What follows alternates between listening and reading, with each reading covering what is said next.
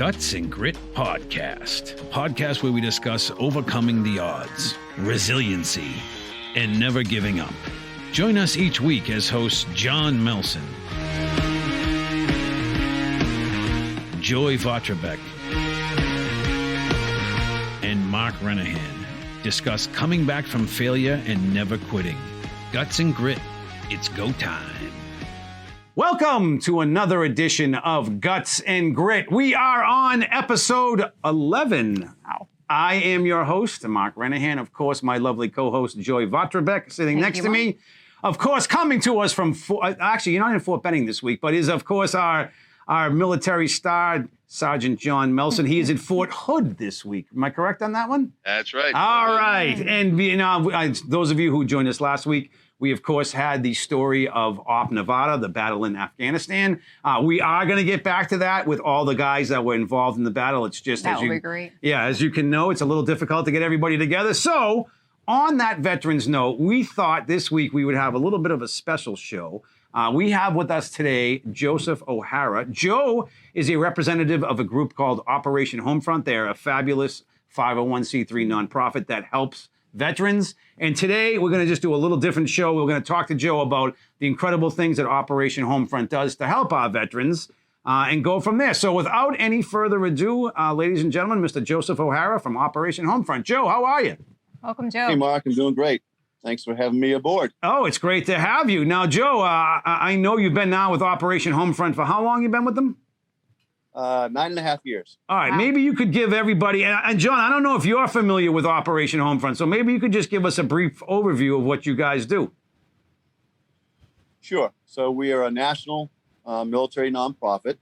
Our mission is to build strong, stable, and secure military families so they can thrive, not just get buy-in, but thrive in the communities they work so hard to protect. So we have field offices that cover every state in the country. And we basically want to help low-income military families. We target E1 through E6, so the lowest 6 paid ranks, with basic needs. You know what? Home repairs, car repairs, food, utilities, rent, mortgage, things like that. And then we have family support programs that help the families. We're just finishing up our back-to-school brigade now with the backpacks full of school supplies. We have holiday toy drives, holiday meals, which is gaining popularity. We have a Military Child of the Year award every year for each branch of the military. And then we have temporary and permanent housing that we give away mortgage-free homes in our spare time. In your spare time, some mortgage-free homes. So one of the reasons why I had you on here is, of course, I know you know John. And at the beginning of our show, on our first 3 episodes, we kind of went over John's story, his life, and how he got into the service of our country. And John's story is incredible for those of you who haven't seen episodes 1 through 3. But one of the things that it pointed out to both me and to Joy, and again, Joy's husband is a Marine too, who went away. Yes. But John has been away now. He's done 9 tours of duty overseas. And John has never complained about that. I know that John is a very humble guy. But one of the things that, I've talked to John with both offline and online is when you're away for 9 years, you're away from your family. So people don't understand just how much like veterans who, they're sacrificing. So to have a group like you on, that supports veterans is kind of cool. And one of the reasons why I wanted to do it. Again, like Johnny, I know you can touch on this, but like John travels all the time, and he gives up literally a ton of his life in order to protect our country and to train future people to protect our country, which is really huge to me because I sleep better at night knowing that Sergeant Melson is training the next group of Rangers. But John, maybe you could touch a little bit on that and just the sacrifice. I mean, I know you don't like to, again, John is the most humble man you've ever met, but I know you've given up a lot with your tours and, there's a lot people don't see. So the programs like Joe has, man, you think back to when we probably weren't even conceived yet, right? Back when the Vietnam veterans were coming back and everything, and how they were received back here in the country. And you look back to that, and then what I have seen, because I was in the Marine Corps in 89 to 92, and to where we are now, and the programs like Joe has, those types of things didn't exist back then. Right. They were very small, like maybe people in the neighborhood and the local community would try and help out because they had a family relative or a neighbor or somebody that they knew that had served. They'd try and give them a hand out, right, a hand up. But these programs like Joe's doing, his focus group that enlisted rank E1 to E6, I think is awesome to have as a target audience, because those are the younger ones in the enlisted ranks, right? And it's kind of sad to see that the pay for the soldiers at that level. I mean, you could imagine, you think you're doing pretty good. You're a corporal, you're E4 in the Army or in the Marine Corps, and you're married, one, maybe two kids. You can't survive off that. I see service members struggling, and they're just trying to raise a family and have a professional career by serving their country, and they're struggling to get by even while they're serving, right? So I'm watching service members have to buy groceries with food stamps while they're still actively serving in the military, right? So then you think about that while they're serving, those small early families come into those financial difficulties. But then think about when their 4 years are up, or they stayed in for 2 enlistments, and they're at 8 years or 10 years or 12 years, and the family life is becoming more of a priority than their military career, and they have to get out. And they're still within that E1 to E6 rank level, and they were already struggling to provide for their family if it was a single income family, right? So a lot of the wives will go and get jobs too, because they have to, not because they want to pursue another career, but it has to become a dual income home to be able to raise their kids and be financially stable. So these programs like Joe has, when they make that transition to come out of the Army or out of the Navy, the Marines, the Air Force, whatever branch of service, at that lower rank, it's great to know. I don't want to say it's a safety net, but Joe, I'll just use that term loosely to say there's safety nets out there like Joe's program that can help those soldiers, airmen, Marines, and sailors to be, not fall flat on their face, and know that there's help out there so they can continue to be successful as a parent, as a dad, as a positive member in society, because it's a big transition. You're getting a paycheck on the 1st and the 15th of every month, whether it's enough to live off of or not. But when you take that stability and that assurance that you're getting paid on the 1st and the 15th of every month, you remove that from the financial metrics portion of it. You got a lot of people, they go into panic mode, right? And can end up resorting to some pretty harsh and make a lot of bad and poor decisions. So it's great to know that there's programs out there like Joe's, and just for guys like myself, more at the senior level, as a leader in the military, to know and have access that those programs are out there and they exist to try and steer those soldiers. Hey, just don't go out there alone. Like, there's programs out there that can help you if you come into hard times. You don't have to force yourself into worser times, right? So guys like Joe and other, Jeremy Cole, like his program, Soul Survivor, there's so many programs out there that exist now to try and help these military families. I can't thank those folks enough. And for us as leaders, it's great for us to get more and more education and knowledge to be able to pass that along, especially to those younger soldiers. Like, hey, you're coming into a hard spot. Here's a business card. Here's a phone number. Contact these folks. And I think it's great to have that access out there. Hey, Joe, I just want to say thank you for what you're doing, because like Mark said, my husband's a former Marine, and we had to get some assistance. I don't know if you heard of Military Warrior Support Foundation, but they did help us out.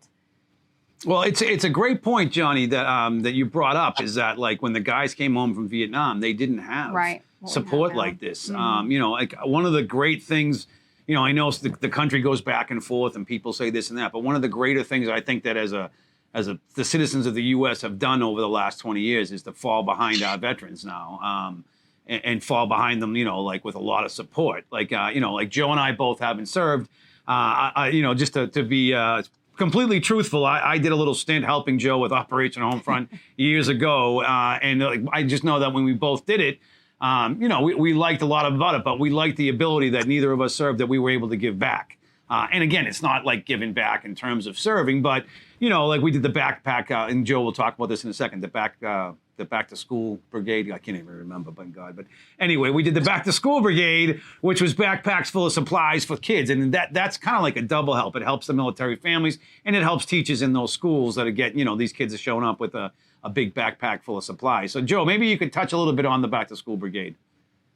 Sure, and actually, John touched on a great thing too. Is that one of the things we want to do is we want to help these families before everything starts to snowball and they're too far gone.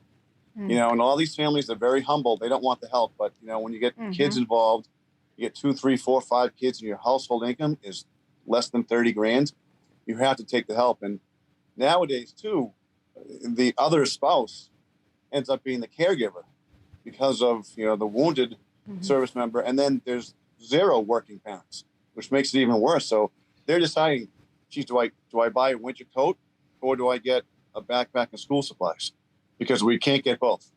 So I'll speak to that, Joe. Absolutely. I became the caregiver and left my job at that point. So yes, I hear you. Yeah, and so we try to get in there and we try to help, when we can. And it's just a shame that we have to exist, but we do. So we try to get in there and help as much as we can. And with our back to school brigade, so we just had an event in Groton, Connecticut yesterday. It was phenomenal. There were so many different corporate partners that sent volunteers there for like employee engagement. And we actually got a late anonymous donation of backpacks. So we were supposed to serve 300 families or 300 children. We ended up serving about 360. And everyone just had such a good time. And when you can come together like that, get people, we have national partners. We also have nice local partners that come together. And the biggest thing that I would tell volunteers at the beginning of the day, I thank them and make sure they know how valued they are, because volunteers help us carry out our missions in such a huge way. And they're part of such a bigger thing because this year we're going to go over 500,000 filled backpacks that we will have distributed since the program's inception in 2008. Wow. So it's really cool when you tell people you're part of a much bigger thing and it's a much bigger impact. And the families are so grateful because they really do. They have to choose. And I've had conversations with people who just don't get it. And they're like, how can someone not afford $10 for a backpack? And it's like, because they can't afford $20 for a coat. They have to pick and choose. Some people just don't get it. And I'm not going to argue with people. It's like, if you don't get it, you don't get it. But I see it firsthand. And that's why we know that it's not just the service member. Of course, the service members are fantastic, but it's the whole family who sacrifices.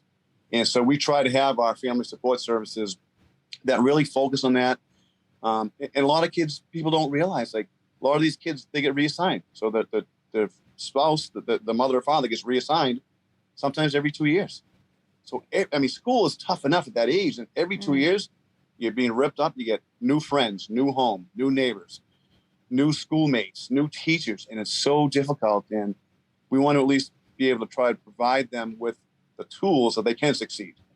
And it's such a great program. And many corporate partners want to get involved in some way, shape, or form, even if it's just to, have a booth at the event and hand out what they do for services. They might be able to help the family further too. Boys and girls clubs or reading is fundamental, or any groups like that can help. Now, Joe, let me ask you a question. If so, let's say that I'm a young veteran and I'm recently out and I'm home and I wanted to use Operation Homefront. I might be having some difficult times or whatever.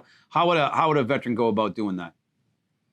So I think the first thing to do would be go to our website, which is operationhomefront.org.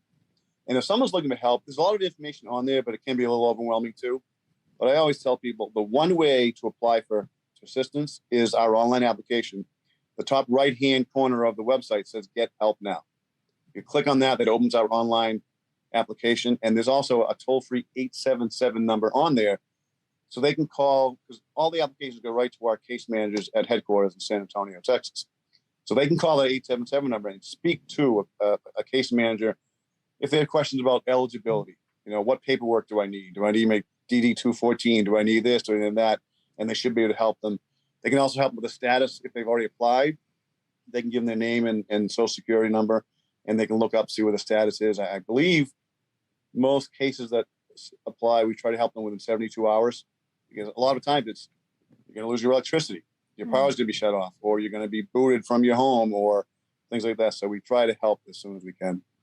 Oh, that is it's fantastic what you guys are doing. Thank you so much. Yeah, and again, it's great that what John pointed out, like there wasn't groups like this, years and years ago. And now something else I wanted to bring up that we touched with base on this morning. So September 11th is obviously for everybody, in the United States, a big day. But Joy and I did a 4-part series on it last year. We had back to the Guts and Grit show our friend Sean Pierce, who was on the 73rd Tower. I hope I got that right. Yes, 70, okay, yeah. when the planes hit. I know you guys have recently started working with Paulie's Push. I saw we talked about briefly today. You want to touch base on that a little bit? Sure. Paul Venito was a Milton, Mass.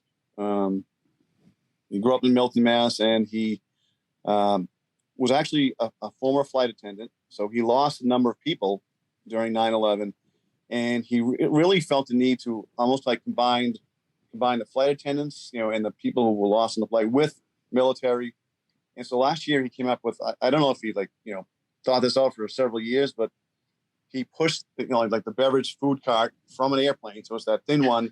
I might have been United, I forget, but he trained for a long time, and he pushed it from, it was some point in New York to Ground Zero. And it was like a 3 or 4 or 5 day process.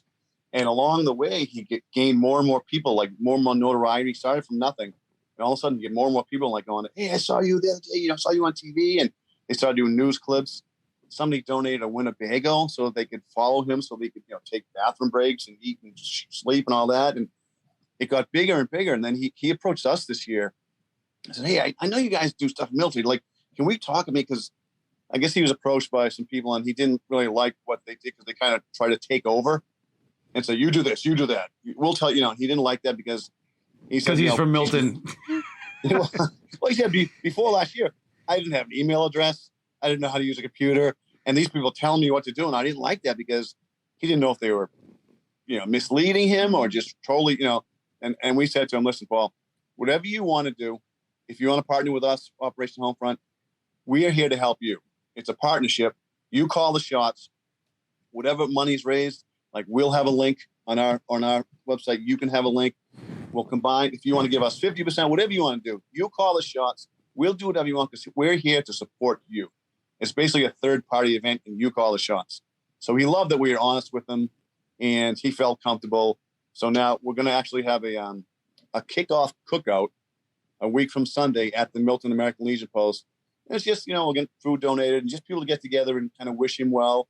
We're actually going to have a little area in the parking lot where people can actually push the same cart for about 50 feet. And for a $20 donation, they can feel like they're a part of it and they see what he's going through a little bit. It's kind of cool. Like a lot of little kids will probably want to do that. And just to kick it off and recognize his accomplishments and, see if we can get some more awareness for what he's doing. It's phenomenal. No, I mean, I'm a big, anything that supports both the memory of September 11th and just anything to do with it. I think everybody from the Guts and Grit show is 100% behind. So that is just a phenomenal. You're doing good things, Joe. It's good to see that you keep it on top of your game up there. I take my way to heaven one step at a time. It's better to be seen than viewed. Well, so Joe, if I'm sorry to cut you. People want to volunteer with your organization, how would they go about doing that? And is there local organizations in our community that are part of yours? Yeah, on the website, operationhomefront.org, there is a section that's ways to help. And they click on it, it'll show the different areas. And so then they can click on there and it'll be like an info at Northeast. So I'll get an email right away saying like someone's interested in volunteering. Then I'll contact them and find out, what are you interested in doing? What are your strengths? What are your weaknesses? Where are you located? And it's, we have over 4,000 volunteers now. We had, 7,000 a few years ago. We kind of did a little downscaling because someone was kind of, in place, but not really doing anything. We did a little weeding out but our volunteers, they help us extend our budget. They do so many great things for us. And, if I'm at an event, I have to be there. So I've got my Operation Homefront shirts. I have to be there. It's my job. But when people see volunteers at an event, it's like, wow, they've been here for 6 hours standing in the sun. It's like they really must like this cause, and it really, gives it a lot of credibility. And it's like, I wonder if I can do that. And volunteers lead to more volunteers, and it's just these people are amazing. They share our passion. It's phenomenal. Yeah, we'll have to look Excellent. into the Operation Homefront in Florida. Yeah. I forgot Yeah. about that. They have to Absolutely. be down here somewhere. I mean, Florida's gigantic, so. Would we be considered southeast then? If you're I believe that is the Southeast Okay. office. Yeah, All I right. think they cover. Is it the Carolinas and Florida? Something like that. I'm not up on all my. 'Cause I'm just so worried about my 7. I'm back to being one man covering 7 states, so it gets a little challenging. But Well, that is good to know. Well, listen, Joe, I appreciate you coming on today and telling us all about Operation Homefront. Those of you who are watching, once again, we had Joe Ohara from Operation Homefront today. We want to just remind you, we will be getting back to the Op Nevada story in Afghanistan. It's just, as you can imagine, that to get 7 guys, I think it might even be more than that, all together at once is a little difficult. But like again, herding cats, they say. yeah, exactly, and pets and stuff. But Johnny, any last words you want to talk to Joe about from Operation Homefront? No, I say no, but actually, yeah. You mentioned Joe about a military child of the month. That's something that you guys do. Child of the Year, Child yeah. of the Year award every year. Yep. Oh, child of the year. Okay. Yeah. All right. That is something awesome. I really didn't know about it till you Yeah. mentioned it, and I love that because, like, I'm not going to make any reference to my kids. Don't like. I take very good care of them, and when I get home, I make them do a whole bunch of push-ups. So they're child of the year for me, right? But all those other soldiers and service members, I see, the guys that are away from dads and moms away from their kids because duty calls, and you have the opportunity to go ahead and have those kids recognized. Can really turn mom and dad's absence into Sure. and the mom and dad's sacrifice and dedication. You can turn it into a really positive thing for those young kids, and they're our future. So I always appreciate a way that we can invest back in them and not have them look negatively upon mom and dad having served. Yeah. So there's one winner from each branch of the armed services, including the new innovation branch. And they get a $5,000 scholarship, a trip to Maryland for a big gala event every year. Wow. And these kids it's like they're 15-year-old CEOs in the making. These kids they do so much. It's like they have obstacles. Who cares? Obstacles, I don't care. They do so well in school. They're on all these boards and all these clubs, and they're running this, running that. They're amazing young people. It's incredible. So it's a really cool thing. Yeah, and they have a huge, like Joe was saying, I've seen it online. They have a huge, awesome gala. It's amazing to me that what today's kids are doing compared to what I was doing at the same age. You and me both. I was like at 15. Football and hockey was all I cared about. I didn't know anything else even existed. So Well, you were making comb holders out of tin.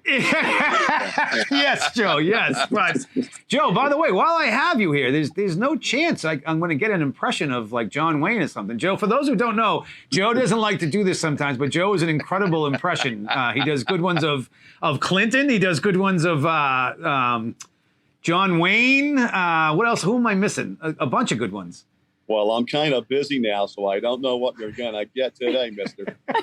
I'll take that, Joe. I'll take that. That's a good one. But anyway, once again, we had Joe Ohara from Operation Homefront. We had a little bit of a different show this week on Guts and Grit, but we have a ton of incredible shows coming up. I think we may even get Paul Venito from Paulie's Push to come on for a September 11th show. Tell us about that. We got a great author who's going to be coming up from one of the books that John had a little bit something to do with, as well as a commander from Fallujah. A commander from the Iraq war, the Iraq-Fallujah battle. I guess you would call it a battle. I don't know. Battle of Fallujah. Battle of Fallujah, yeah. But we have a bunch of other cool guys. And you know what? Now that you mention it, John, we need to have Jeremy from Soul Survivor on, because I would like to, get as many of these, groups that anyone who helps veterans out there that might be interested in coming on our show. Feel free to, send us a message over Facebook, or our Gmail is Guts and Grit I gotta look that up at gmail.com. It's Guts and Grit at gmail.com. That's terrible. I'm sorry. But you can get a hold of us through our Facebook messages. Yeah. We've had a long day at Ben Franklin, but that's a whole other story. But once again, thank you all for joining in this week. You can check us out on YouTube, on Podbean, on Rumble, on any of the formats where you get your podcast. And Johnny, can you take us out with the catchphrase? You know what I'm going to say, Mark, right? Yeah. So get out there, get after it, and train to be hard to kill. All right. Everybody, we'll see you next week on the Guts and Grit Show. Thank you for tuning in, everybody. Joe, thanks again for coming on. Once again, www.operationhomefront.org. Have a great week, everybody. Bye-bye. Thank you. Guts and Grit. Like, subscribe, comment, share.